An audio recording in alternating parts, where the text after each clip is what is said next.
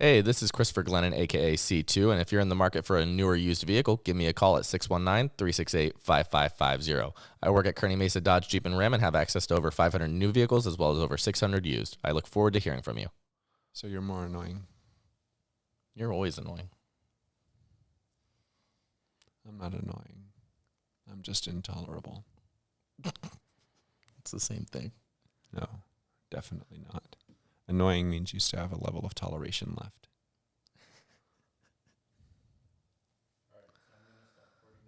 All right, thank you. This is C1. And this is C2. And this is The Christopher Show. Dumbass. What? We're supposed to have clinked already. Like, you didn't have your head. All right, let's do it again. Ready? He's so stupid. Are you ready? Yes. This is C1. And wait. 3, 2, 1. This is C1. And this is C2. And this is The Christopher Show. And The Pixel Lounge. Located in San Diego, The Pixel Lounge provides you with creator space for content creation for podcasts, photo shoots, interviews, and more. If you're interested, the link for the studio is in the description below. Click it and book your session today. You and I had a conversation earlier this week. I know that I've done this with my dad. I loved that this came from you. It wasn't something I asked you to do. Mm-hmm. But you had indicated, hey, let's do an episode where I ask you questions. With my dad, I asked him questions over the years so I could get to know more about him, so that I could see who he was and understand why he raised me the way he did and why I grew up the way I did. Because by understanding how he was raised, I understood what kind of parent he was, and it helped me to understand who I am. And so it's that whole generational thing. It's the legacy thing. We are the legacy of our parents. You're my legacy. You're what I leave for the next generation. That's why when you were playing basketball, I had you train other kids, because not because of me, but because of what I wanted you to be able to contribute to your community and how you could help other people grow and become adults as well, and what you could give back. So Christopher came to me. He asked me, he said, hey, can we do a show where I ask you some questions? So how that actually... Go ahead. How I thought about that pretty much was that I was actually speaking with my manager, and he was asking like, he was asking about you, what you did for work, where you were from, kind of thing. And I was all like, honestly, I know the whole story. I don't want to, spoil it. I want to ask it during the interview part. But, you started out where you did, and you ended up, several steps ahead of where you started, kind of thing. Just, financially wise, independence wise, kind of thing. And that's how I was like, hey, why don't we do this for the show, kind of thing? This way I know a little bit about it, kind of thing. I know I can ask more questions, but like more so that the viewers who don't necessarily know us, they can understand where you kind of started, where I started, and how we became, where we are today. Get a little background. And we will do that. We'll do a segment on you as well at some point, now that you mentioned that, just because I didn't want to intertwine the two, because I want to keep them separate, because I'm an individual, you're an individual. Yeah. While we're father and son, I also want to explore the dynamics of who are we as individuals, because it's both. It's who am I as a father, or who am I as a person, who are you as a person? And then obviously people see us for the who are we as a father and son, and the way we communicate and things like that on a daily basis. So, so with that, let me see. I think I had one other point I wanted to mention or point out. No, I think that covers it. But with that, I'll segue to you and let you go ahead. Got my interview questions here. So obviously, people at home, they don't know necessarily that much about you. You did mention that you were born in Detroit. What was life like when you were in Detroit? I know you moved out at a certain age, but... So I grew up in Detroit until I was 7. I actually still have memories from being in Detroit until then. A lot of those memories are... we were literally in the poor part of Detroit and the ghetto part of Detroit. So I remember being in fistfights a lot. My mom told me I was in even more fistfights than I remember, but there was one kid in specific down the road that we were always fighting. And I got in a rock fight with him once, and he got me in the back of the head with a rock, really good, and I felt it gash. And so thinking back, I go, what the hell happened between that transition? Because as soon as he got me with the rock, I'm like, I stopped fighting, and I went to my mom. I'm calm, but I go to her, and I'm like, Mom, the back of my head's bleeding. And so my mom looked, she's like, we got to go get you stitches. And so literally, like in the middle of the fight, it's not like he got me and then we kept getting each other. It was literally like chucking rocks at each other. And it wasn't like we were playfully doing this. This was like intent to injure kind of stuff. Yeah. And so went and got stitches and got stitched up. But we had a dog back then. I've gone back and seen that house. That house, even today in Detroit, is only worth about, I think, $50,000. So it was not a glamorous part of Detroit by any means. There are really nice parts of Detroit. They've started to clean up downtown and stuff. But that's where I started, was Detroit. And I remember other stories. I mean, I used to play with my cousins. We had games. I remember being in a fight in the front yard, like literally this is where it was kind of ghetto. I'm fighting the kid that hit me in the head with a rock, not the same day, but another day, fighting him on the ground in the front yard. My cousins are on the porch jumping up and down, yelling, "Get him." These are like freaking teenagers that are adults that are like a "Get him, 6-year-old. get him, get him." And they're like letting us wail away on each other, like two kids that are like 6 years old. And he was a couple of years older than I was, but we're literally like fist fighting, like going at it. And they're just yelling, "Get it." Like it was not, they're not coming down to break it up. Like one of you are going to walk away and the other one's going to like be, still be bloody or whatever. And so what winds up happening is that time in particular, I probably remember it because I won, but I whipped his ass. And he this is again, Detroit. He walks away like bloodied and beaten and holding his head and going, "I'm going to get a knife and I'm going to come back and stab you." Like shit. It was interesting. I found out later that kid actually went on to burn down a house when he was 13, and he was put in juvenile for arson. Oh shit. So yeah, it was rough in Detroit. But at 7, we moved to Alabama. My grandparents came and wrapped us up and took us to Alabama. We went down there. My mom had gone there when she was a kid. This is where asking your parents questions helps you understand them better. My mom had gone there when she was growing up, and she had always wanted to move there. And so she'd wanted to get away from Detroit. She'd grown up in Detroit. It was rough. And so when she got the chance to go to Detroit, it came when I was about 7, and she's like, "I'm going." She literally told my dad, "I'm going. If you want to join me, you can join me. If not, you can stay here, but I'm leaving." And so we loaded up. My grandparents moved us to Alabama. My dad would take care of wrapping everything up at the house and then join us probably a month later because there was a lot of stuff to be done before. My dad, I think it was one of my uncles that had a motorcycle, and so he'd ask my uncle, "Hey, can I try riding that?" And my dad didn't know how to ride a motorcycle. And so my dad's trying to impress my mom, I think. And so he's riding the motorcycle. My grandfather used to work at Cadillac, so he always had a brand new Cadillac because it was something to do with, I don't know about the times back then, but he worked at Cadillac and he always had a new Cadillac for some reason or another. And so my dad's riding toward, he's bringing the motorcycle back, and he's going toward the Cadillac, and he can't figure out how to stop it. And so he comes to a decision where he's either got to hit the Cadillac or hit the tree next to the Cadillac. And obviously you don't want to, piss off your girlfriend's father. And so he chooses to hit the tree next to the Cadillac and did not live that down. So in that same breath, I talk about how violent Detroit was. I remember my dad and my uncle got into it at some point, and they wound up having a fight, and my dad came in one night bloodied and beaten from my uncle having beaten the shit out of him. So it was an interesting thing. And as my dad got older, one of the interesting things I asked him was, when you were a kid, what was it like? Did you ever get in fights when you were a kid? And my dad didn't have his dad there. So his dad passed away before he was born, so he didn't have a dad there. And so he'd hang out with our cousins in the streets of Detroit. They would go down to the local restaurant, Coney Island, and then after that go over to Hudson's, like things like that in Detroit. And so I asked him, I'm like, "Did you get in a lot of fights?" He's an Italian kid. I'm like, "Did you get in a lot of fights?" He said, "Yeah." I said, "Did you win?"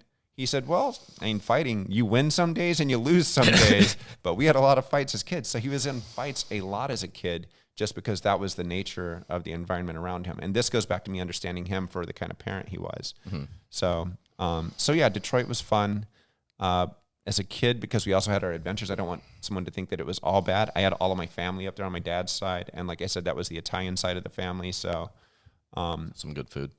Great food. My aunt. You guys used to have like big family reunions, right? Oh, we used to have huge family reunions. My grandmother on my dad's side had 9 kids. My grandmother on my mom's side had 9 kids. But the family reunions on my dad's side, I think we counted like 72, maybe to 90, maybe 90 people at one point or another that my grandmother on my dad's side was responsible for. She had 9 kids. Then some of those kids had 5 kids. And then by the time I was able to go back there, it was already down to grandkids. And so it was a big family. It was fun to have those family reunions because you played games. You got to hang out with your aunts. We would play card games, and you would have like 3 or 4 tables together. And there was one game called Screw Your Neighbor. It was something to do with taking a card and passing it down. If you had the lowest card at the end of the game, you lost a hand. But the cool thing was, in order to play, everybody had to put in a nickel. And it doesn't seem like a lot, but if you have 20 people sitting at the table playing, That's a whole $1 right there. Oh, it adds up. And here's the thing: if somebody doesn't win or something, it just so as a kid, you're like, "Oh, I get to win $1." Yeah. So, anyway, so yeah, it was a lot of fun. It was great family reunion stuff, and the great food because it's Italian food. So Yeah, I'm sure. Oh, another cool story. I was there one time and I wanted to take pictures with some of my great aunts and great uncles, like my grandmother's brothers and sisters. Mm-hmm. And I'm going to say it anyway. Some of them were mafia, connected. Yeah. And so Mafia adjacent. So I'm just being exactly mafia adjacent. I like that. So my one of my great uncles or great uncles, I asked him, I'm like, hey, can I get this is back in the 90s. I'm like, can I get a picture with you? He's like, if you want a picture of me, go to the post office. Like that kind of stuff. So I'm like, all right, got it. So I still wound up taking a picture with them, but it was a really funny comment. In hindsight, you're like, all right. FBI most wanted list kind of thing. So when you did end up moving to Alabama, what was school kind of like when you moved back there? So when I moved to Alabama, I talk like I talk now. And I probably talk a little different still because I'd gone to first grade in Detroit. I'd gone to kindergarten and it started first grade, and then we moved to Alabama. And so by the time I got to Alabama, I'd already been educated in Michigan by then for the first year and a half. And so it was rough for me because my accent was different. I remember being in first grade, and I was a really solid reader by first grade already. And so when I would read, the teacher would be like, hey, slow down. And these are Dick and Jane books. These are like, see Dick run, see Spot run. And I'm like, this is easy stuff. Like, I've already been doing this. So I would get stars and things like that, but then kids would pick on me because of how I talked. I remember one kid in particular went out to the playground. His name was Chris. My name was Chris. Or I go by Christopher now, but back then it was Chris. And so we go out to the playground, and he goes, you're a Yankee. And I'm just like trying to be chill or whatever. But I told you how many fights I used to get in as a kid in Detroit. I don't like fighting, and I haven't been in a fight since first grade other than an altercation with my brother. But that was like minor. It wasn't like we got in a freaking knockdown, drag-out fight. But this kid pushed me and called me Yankee. And just reflexively, I hauled off and popped the shit out of him like with my fist right in the nose. And his nose starts pouring blood. This is 1982. And so the teacher obviously sees what happened, comes over, asks what happened. I see nothing wrong. Like, my moral standard is nothing happened, like, other than he pushed me and called me Yankee, so I popped him. And I said, so I hit him. She looked, and you're thinking, like, in today's, you're like, oh, both kids are going to the principal's office, Both and they're kids going to are have a getting therapist. suspended, and now they're going to have co-counseling together so that they can mend their friendship. They're going to have PTSD. No, the PTSD was she looked at the other kid, said, Chris, you sit down, and looked at me and said, you can go play. So literally she did like 1980s kind of justice, which was, hey, one of you sit down, the other one go play. And so I went and played, but that's my earliest memory. The teacher was Miss Graves. I remember her name still. And that for me is like a solid memory because it was like my arrival. So it was tough being a kid that had a different accent going to Alabama. There's a joke that goes around. What's the difference between a Yankee and a damn Yankee? Damn Yankee won't go home. Yeah, a Yankee comes down and visits. A damn Yankee won't go the fuck home. Yeah, exactly. So we were damn Yankees because we moved down there. They're like, we don't want your kind. And so even my family would get harassed in some ways by the police because we were from Detroit. So it was tougher for us in that regard. My dad would get pulled over for stuff sometimes just because, hey, boy, you ain't from around here, are you? I know some people are going to kill me for that accent, but I have a really good one that I do, and I know better, so I'm going to leave Courtney that alone. will kill you for that one. So anyway, so yeah, it was rough when we first got down there, especially because I had to go through school and and all of that. And kids are not always so kind when you're at that age. So all right, go ahead. So next question. I know you were talking a little bit about, early school when you were still moving there. What was high school like though when you were there? You'd already built up the years of living there. You've started to know your classmates a little bit more. So even in elementary, I'd started to make friends. Like there were certain things. I guess I must have been a taller kid. Like I used to have a friend. His name was David Key. I don't ever know. I don't even know what happened to him. But David Key, Matt Leith, like I remember those names, but I never saw them in high school. Now the thing about the school that I went to, from grades K through 12, most students, once they started at school, they stayed at the same school. And so you didn't transfer away, or if you transferred away, you went to the city school or whatever, which was called Coleman. But for K through 12, we basically went through the whole thing. So you got to know your kid, you got to know each other, you got to find your little cliques, which is why at our school we did have cliques, we did have different groups of people, but we were still a small school. So I think for grades K through 12, we had maybe 1,200 students or something like that. So, and I'm not saying that that's the exact number, it may have been 1,500 or more, but it wasn't a huge number because even my senior class, I think, had 120 or something like that. So, but we were very competitive, and we still had a lot of the things you have, like Civitan, Math Club, National Honor Society. So for me, you had started Junior Civitan, right? I did start Junior Civitan. I did that my senior year. I started Junior Civitan my senior year, but before that, what happened is I had been in Math Club.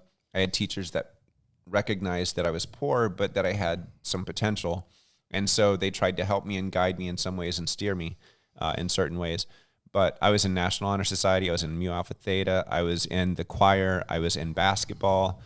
I even tried out for football one semester, but decided I loved basketball more because I thought that you had to pick one or the other.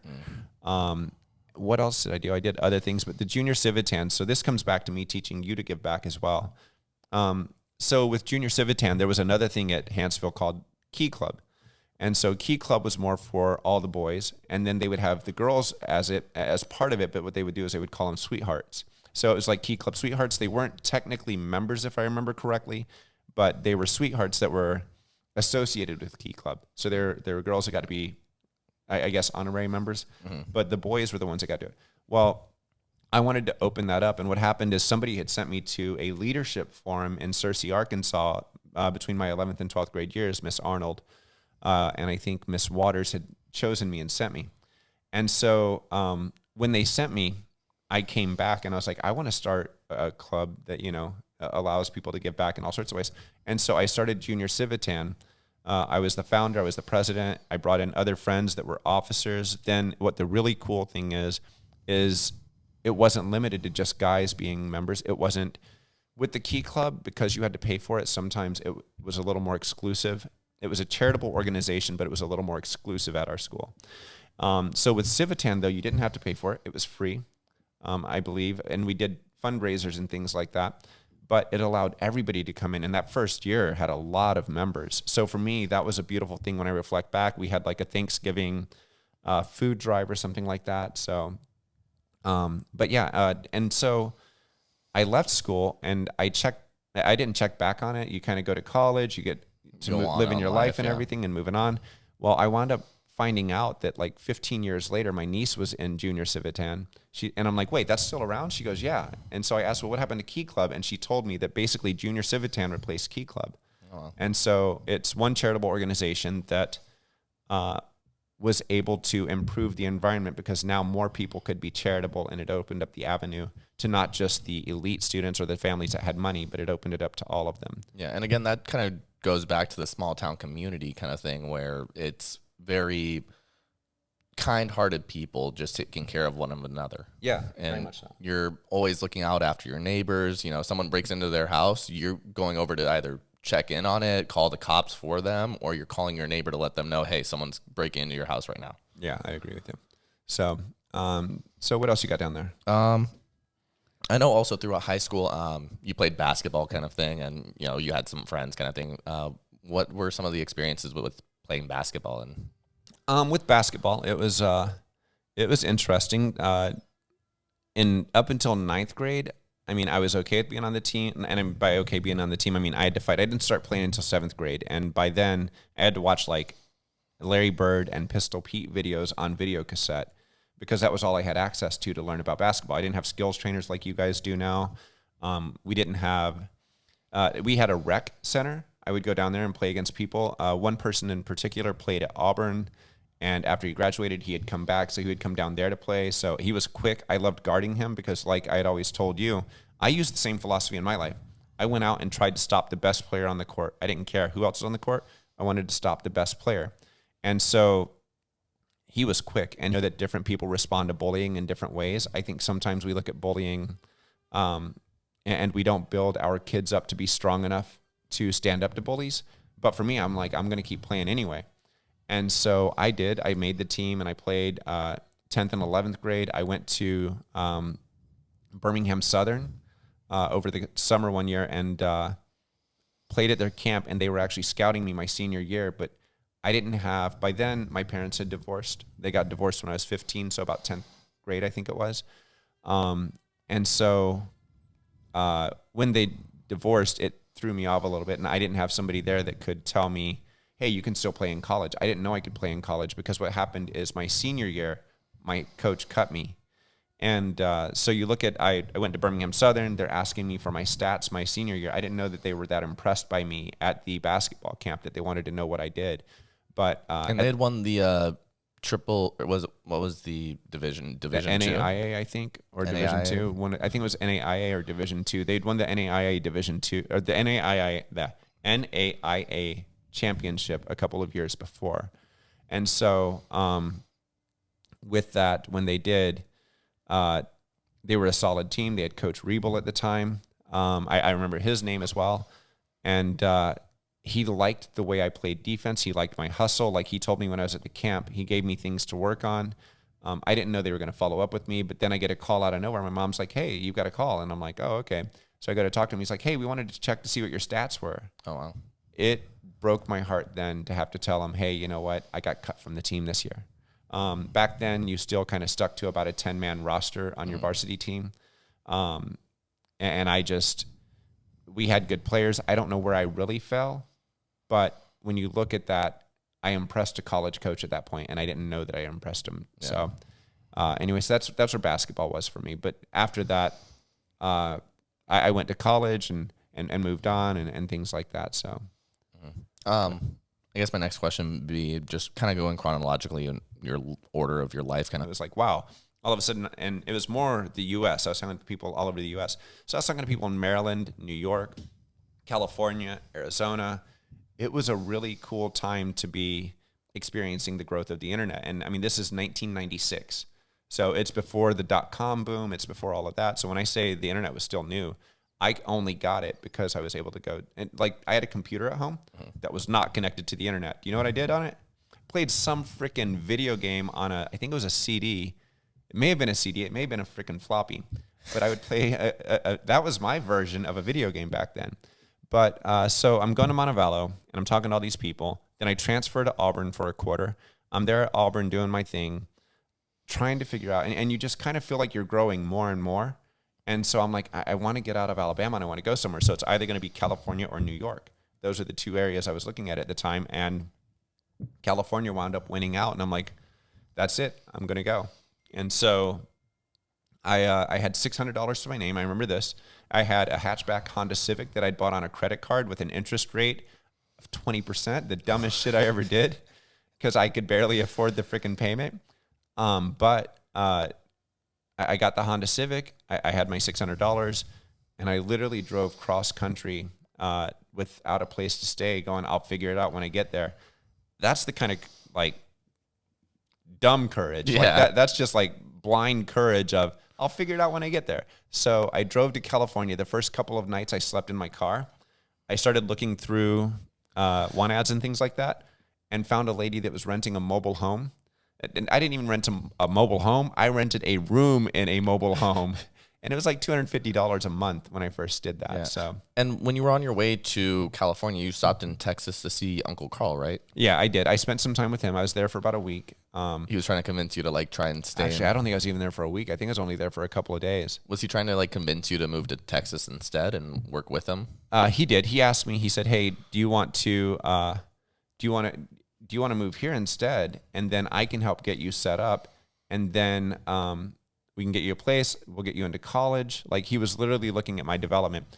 But there was something about me that I just didn't want to say that anybody ever helped me achieve what I achieved. And I think that in hindsight, that was a mistake. I should have taken some of the help along the way.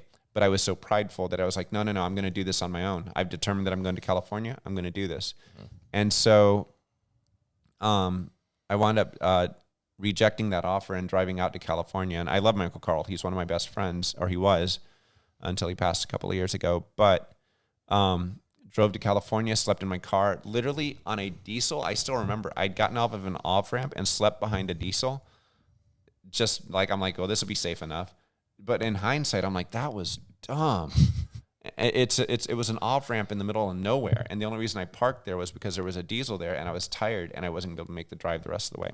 So then I get to California and I sleep. I think I parked in an alley or something, but I found this lady who had a mobile home and she had a room that she was renting. And so I stayed there for the first 6 months or so. Oh, wow. And yeah, I mean, I was grateful for the room, but it was also one of those things where I was like, oh, well, yeah, I'm going to make it. And so, yeah, it was one of those things where I really, when I crossed the California border, I will say this, when I crossed the California border, I had read about that, or I had seen that in movies growing up the whole time. I remember the moment I crossed the California border, my skin felt different. Like, I felt like, oh, this is it. This is where I belong. This is where I need to be. So. Okay. No, I understand that feeling as well a little bit now that we moved back from Vegas kind of thing. Yeah. Just California is more of, at least for the time being, you know, I hope to be moved out of here in 5 years. I want to explore the country a little bit more as well, like you did. But it's more that, like, I want to get out of California, just explore and find a place to kind of settle down. Yeah. So for the next question, though, how did you and my mom end up meeting? So I had friends. I had a couple friends, Jamie and Alan. We were roommates, and they went to Europe or something like that. And when they went to Europe, basically their girlfriends were like, hey, let's all go out to dinner, because we were all friends. It was a friend circle. And so we went out to dinner, and I wound up going to a restaurant called Don Mario's. And at Don Mario's, your mom was a waitress there, and so I thought she was cute, and so I told them, and they're like, oh, why don't you stay and get her number? I'm like, all right, cool. So they went outside. I stayed to get her number, and sure enough, it was that whole story of you go to pay for it, like you're trying to act like a cool, like whatever. Macho man. And I go to pay for it, and my credit card gets rejected. And I'm like, oof. I think if I remember correctly, I had to go outside and ask the girls to loan me the money to pay for the food and then go back in and pay for it. It was embarrassing. But again, I wasn't making a lot of money. I think I was making $7 an hour back then. Mm-hmm. Minimum wage was, I think, maybe $4.25 an hour. So I wasn't making much more than minimum wage. And the way I was making $7 an hour is I was working for a temp agency in administrative kind of positions. So, but yeah, that's how I met your mom. And so after that, obviously we dated and stuff like that. Yeah, and you guys progressed forward. Eventually you had me at, 25? I was, 2021. I would have been 25, yeah. Yeah. So 24, almost 25. 24, almost 25. So what changed in you as a person kind of thing after having a kid? I know originally I know that I was an accident. We make that, joke about me being a mistake all the time. It's true. But my mom doesn't like that joke. Oh, does she not? The other joke that I make is pretty much all babies are mistakes. It's like, shit. No one really plans for it. I mean, don't get me wrong. There are those people that do plan for it. But I've told some people, I'm like, you're an oops baby. Yeah. If you're number 4, it's like, oops. Your parents didn't go, let's go for number 4. And Jen? Yeah. So she may kill. But let's try not to name too many names. Okay, sorry. We'll bleep it out or whatever. Yeah. But no, so what changed in you as a person, though, after having a kid kind of thing? So this has gone into some of the parenting stuff we've talked about. We've basically, when you become a father, it's a whole other thing. Like now all of a sudden you have somebody you have to care for. I was worried. I mean, even before you were born, the first thing that goes to your head is, I can't even afford to pay for myself and my wife right now. Like I was already married to your mom by then. But I go, I can't even afford to pay for us. How am I going to pay for a third mouth to feed? So you start scrambling, and all of a sudden you become creative about what you have to do to provide. You change the way you look at the world because now you have this other mouth to feed. But the other thing is, when you finally come out and you're there, I cut your umbilical cord. So I was there in that very moment. Like, they brought you over, I cut it, and I was there every step of the way, like from that moment, obviously. And even before that, obviously, when you're trying to do the Lamaze classes and all that with your mom or whatever. But it definitely changes the way you look at life. And I think my mentor stated it very well. Once you have a child, you never sleep the same again. And he doesn't mean because the baby's crying every night. What he meant was because your mind and every thought becomes on making sure that that child has a good life and doing everything you can. And that's what good fathers should be doing. In this life, I see too many fathers that are negligent. They're not there for the key moments. I've heard men that have said, I can't wait till he gets 3 when he's interactive. And I'm like, bro, they're interactive from day one. Like, I don't know if you know this or not, but you can care for them and take them everywhere and develop them even at that age and provide input for them, teaching them to eat, teaching them to do the small things, teaching them to walk and crawl. I mean, you were walking by, I think, like 9 months. So, but it was just all those things that you're like, I'm going to help my kid do all these things. So now the world becomes about so much more than just you. And the world becomes about so much more than just the present. It becomes about the future because now you have to worry about the world, not just for your lifetime, but for the lifetime of the individual that you just brought into the world. So thanks for being a pain in the ass. Happy to help. So obviously, you and my mom, you guys broke up or divorced when I was about 3 years old or so. What was it like having to raise a child on your own kind of thing? So as a single dad, initially it was hard because when you're going through separating, you're trying to figure out how are you each operating as a parent. So what's the balance? What's the schedule? There's so much that you have to figure out when you become a single parent. It definitely makes scheduling things very difficult because you have to figure it out. Then on top of that, you want to have your child develop in certain ways while the other person also wants the child to develop in other ways. And so it's a balancing act to figure out how to rebalance all of that and how to become two separate individuals that are raising a child. Then I know that I have you 50% of the time. What am I doing the 50% of the time I don't have you? Then negotiating time because sometimes I want to go to Alabama to visit my family, like things like that. So, but I mean, for the most part, I mean, you and I had a great time. We were close together. You know me, I never had the music on. I was always listening to you. I was always talking to you. I was always trying to get your intake on things. I would ask you questions and wait for you to respond, which kind of shows in the way we communicate now. I know I do a lot of the talking today, but I try to make sure that we engage, even on the show, that we're asking questions both ways. So, yeah. No, I get that. And also I remember like at a young age kind of thing, you like taking me to Chuck E. Cheese, like shortly after you and my mom had divorced kind of thing.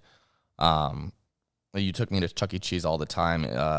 What was the reason for that when you were going through such a hard time yourself kind of thing? So there were a couple of reasons for that. One, I knew my psychological state was fucked at the time. I mean, I'll be honest. It hurt. It devastated me. I didn't want the divorce. I'd been raised that divorce wasn't an option, that you were supposed to stay together for life and things like that. So I was having to readjust myself and figure out how I was supposed to exist in the world, because I knew that we had to go through the divorce, but at the same time, it's a road that you walk down that you don't want to walk down. Mm-hmm. So we would go to Chuck E. Cheese. Some of that was so you could still have fun because you really loved Chuck E. Cheese. Yeah. But the other thing we would do when we went is we would give away whatever tickets we got because you already had enough as it was. And it's not like we had a lot, but we had enough. And I'm like, hey, find some kid here and give him the tickets and make his day. Like, watch how happy it makes him, because all of a sudden he'll have not just his tickets, but the tickets you've won as well. Or if we had extra tokens, I'd be like, go give him the tokens. Like, go find somebody to give the tokens to. So even then, I was trying to teach you about giving to other people or making things, Yeah, giving the community kind of thing. Yeah, a community kind of thing. So watching out for those around you. Yeah. About the same time, I remember you telling me a story, though, as well, where we were laying in bed kind of thing, and I ended up putting my hand on the back of your chest or something like that. So this is when you were about 2.5. I still had you in my bed because I had just moved out from your mom. And so I'm trying to like, I let her have the house, let her have everything in it, let her have the car.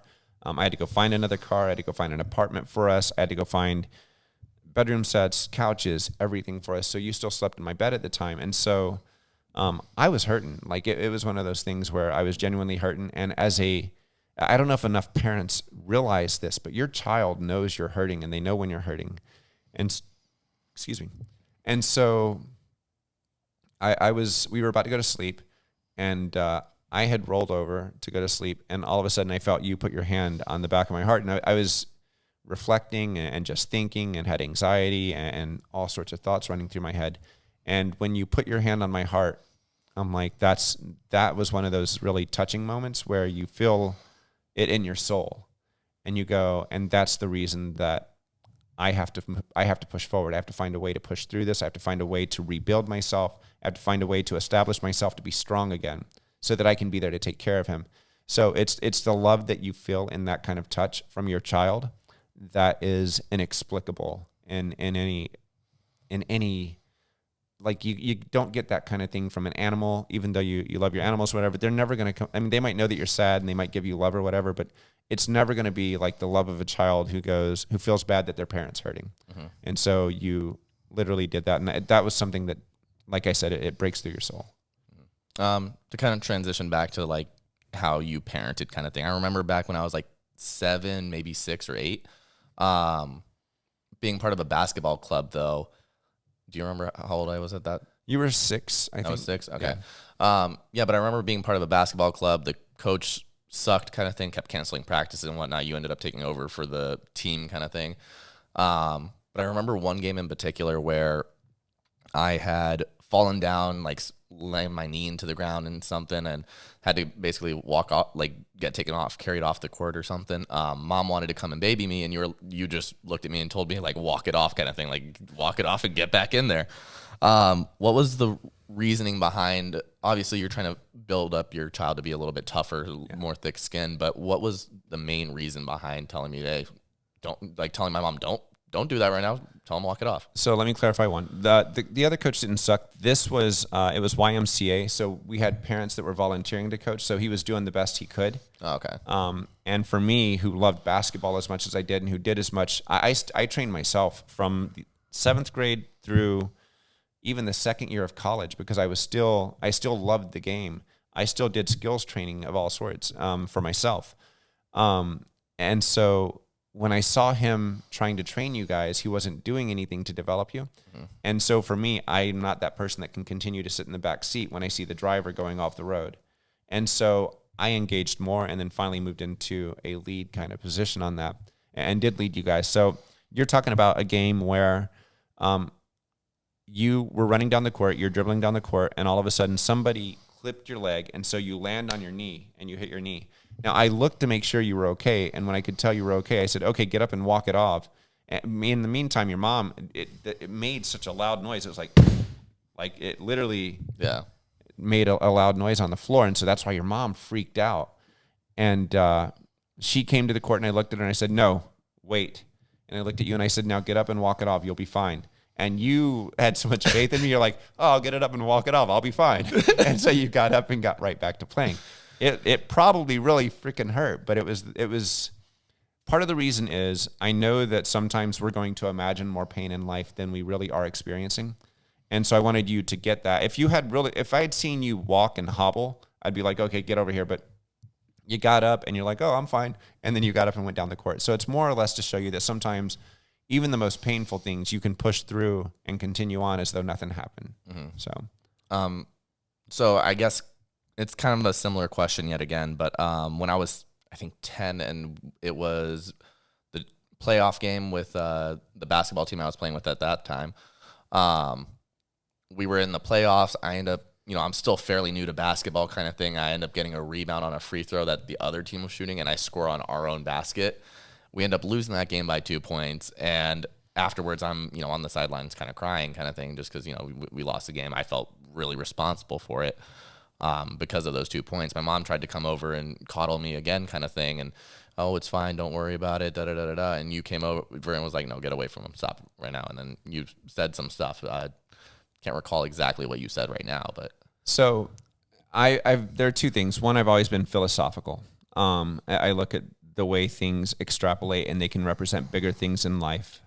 And I'm trying to remember what two is, but I want to seize the moment and enhance that experience so that it teaches you a bigger lesson. So yeah, you scored 2 points for the other team to start the second half, and then they wind up winning by 2.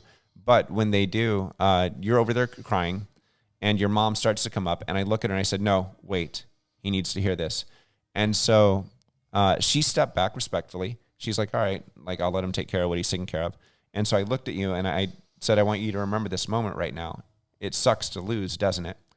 And I wanted to drive that home, and I wanted to make you cry and feel it as much as you could so that, I mean, and look, it worked.